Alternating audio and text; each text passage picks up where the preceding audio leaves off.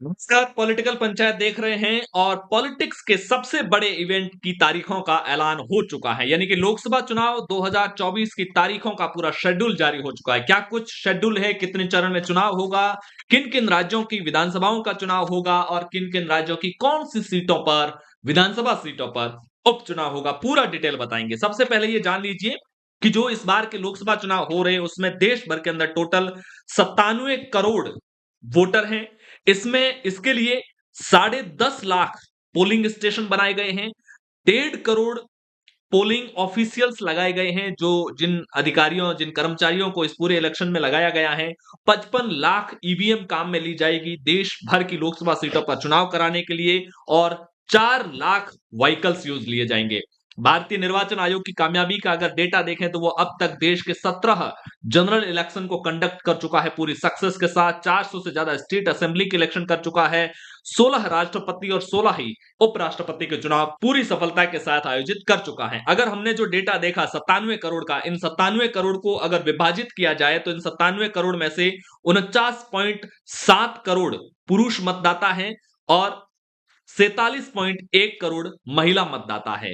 इसमें से 1.8 सीआर यानी कि 1 करोड़ 80 लाख के लगभग फर्स्ट टाइम वोटर है, 18 से 19 साल जिनकी उम्र है। इसके अलावा 88 लाख ऐसे लोग हैं जो शारीरिक रूप से अक्षम हैं, जिनके लिए इलेक्शन पोलिंग बूथ तक पहुंचाने के लिए चुनाव आयोग ने अलग से व्यवस्था की है। साथ में ऐसी भी व्यवस्थाएं की गई हैं जिनको मैं आगे डिटेल में बताऊंगा कि जो घर से भी वोट डाल सकते हैं अगर वो शारीरिक रूप से सक्षम नहीं है। 19 लाख ऐसे हैं जो सर्विस में रहते हुए वोट डालेंगे, सर्विस वोटर हैं। 82 लाख वोटर ऐसे हैं जिनकी उम्र 85 साल से ऊपर है और 48,000 ट्रांसजेंडर भी इस बार के लोकसभा चुनाव में भाग लेगी। और अगर 20 से 29 साल के वोटर्स की काउंटिंग की जाए, जो कि फर्स्ट टाइम वोटर है, उसके साथ में एड ऑन किया जाता है तो 19.74 करोड़ यानी कि 20 करोड़ युवा वोटर है। और ये 20 करोड़ का जो आंकड़ा है ये तय करेगा कि किस पार्टी को किस स्टेट में क्या कुछ स्थितियां रहने वाली हैं। सब लोकसभा चुनाव के चरणवार आंकड़ों को देखेंगे, लेकिन उससे पहले एक स्लाइड ये देख लेते हैं कि देश के अंदर कुछ राज्यों की विधानसभा सीटों पर उपचुनाव भी होने हैं, कहां-कहां होने हैं और जो 7 फेज के अंदर लोकसभा के चुनाव होंगे उसमें किस फेज में विधानसभा की कौन सी सीट। बिहार में एक सीट है, वो उस पर उपचुनाव होगा, वो फेज 7 के साथ में होगा। गुजरात के अंदर 1, 2, 3, 4 और 5 विधानसभा की सीटें हैं, वहां पर उपचुनाव होगा फेज 3 वाले जो गुजरात के लोकसभा इलेक्शन होंगे उसी के साथ में। हरियाणा की एक करनाल सीट है जहां से मनोहर लाल खट्टर जो पहले सीएम थे, नायब सिंह सैनी को अब बनाया गया है, उन्होंने चूंकि सीएम मुख्यमंत्री एमएलए के पद से इस्तीफा दे दिया है, वो हालांकि इस बार लोकसभा का चुनाव भी लड़ रहे हैं, तो उनकी खाली हुई सीट पर चुनाव होना है। झारखंड की एक सीट है उसमें चुनाव होना, महाराष्ट्र की एक अकोला वेस्ट है उसमें होना, त्रिपुरा की रामनगर है वहां पर होना है। उत्तर प्रदेश की 4 सीटें हैं, दादरोल है, लखनऊ है, गैंसारी है और दूदी है। इन 4 सीटों पर चुनाव होगा, जिसमें दादरोल में फेज 4 में है, लखनऊ में फेज 5 में है, गैंसारी में फेज 6 में है और दूदी में फेज 7 में है। इसके अलावा पश्चिम बंगाल की 2 सीटों पर चुनाव होना है, जिसमें से एक पर फेज 3 में होगा, एक में फेज 7 पर होगा।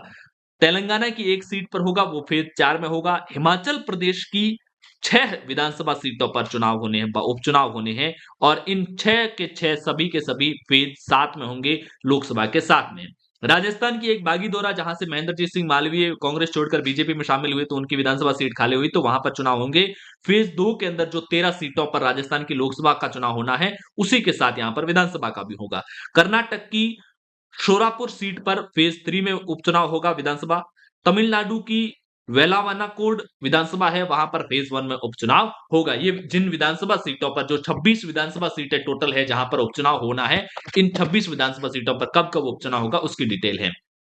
अब उसके बाद में अगर मुख्य चुनाव की बात करें तो इस बार 543 लोकसभा सीटों पर आयोजित हो रहे मुख्य चुनाव, क्योंकि मोदी सरकार का जो ये कार्यकाल है ये 16 जून 2024 को खत्म हो रहा है और उससे पहले चुनाव आयोग को नए चुनाव कंडक्ट करवाने हैं।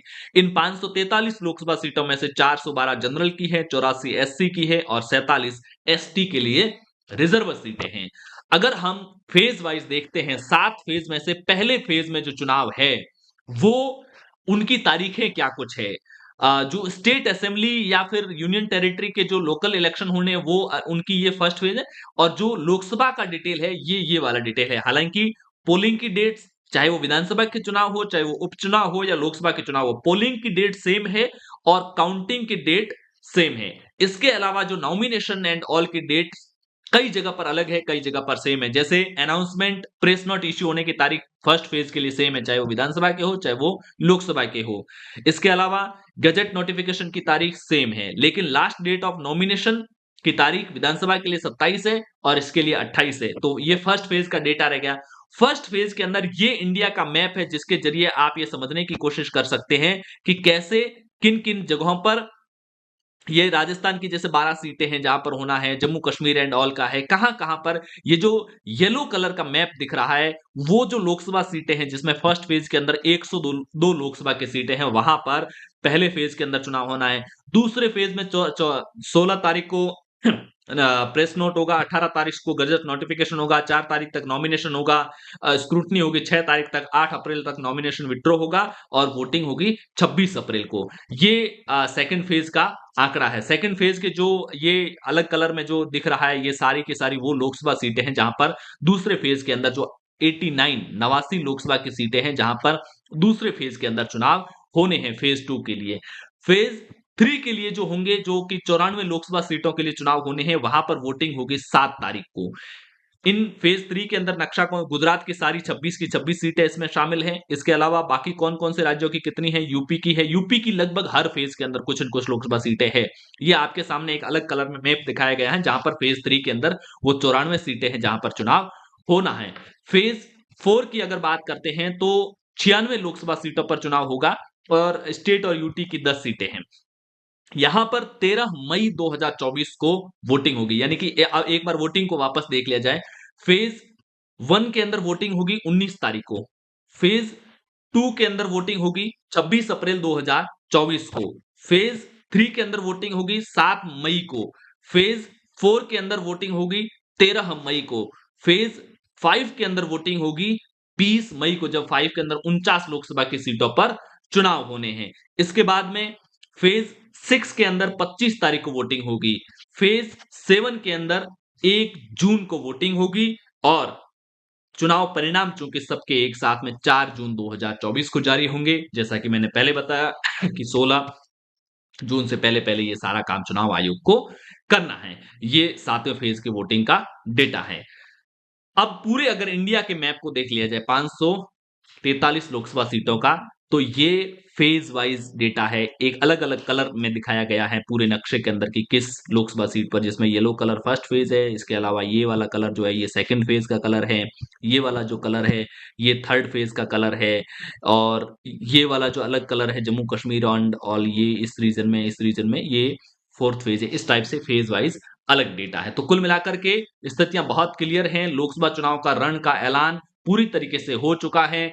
पहले फेज के अंदर लोकसभा की 102 सीटें होगी, दूसरे फेज के अंदर लोकसभा की 89 सीटें होगी, तीसरे फेज के अंदर लोकसभा की 94 सीटें होगी, चौथे फेज के अंदर लोकसभा की 96 सीटें होगी, पांचवें फेज के अंदर 49 सीटें होगी, छठे फेज के अंदर 57 सीटें होगी, सातवें फेज के अंदर भी लोकसभा की 57 सीटें होगी और इस तरह 7 फेज में इंडिया के अंदर लोकसभा के चुनाव होने हैं। 4 तारीख को चुनावों का परिणाम आएगा। लोकसभा चुनाव परिणाम को लेकर आपकी क्या कुछ राय है? इस बार क्या बीजेपी सत्ता में वापसी करेगी और अगर करेगी तो क्या मिशन 400 प्लस का जो दावा है या फिर जो ऐलान है जो प्रधानमंत्री मोदी का वो पूरा होगा? इसको लेकर के आपकी क्या कुछ राय है? कमेंट बॉक्स में जरूर बताइए। पॉलिटिकल पंचायत पर पहली बार आए हैं तो चैनल को सब्सक्राइब जरूर कीजिए।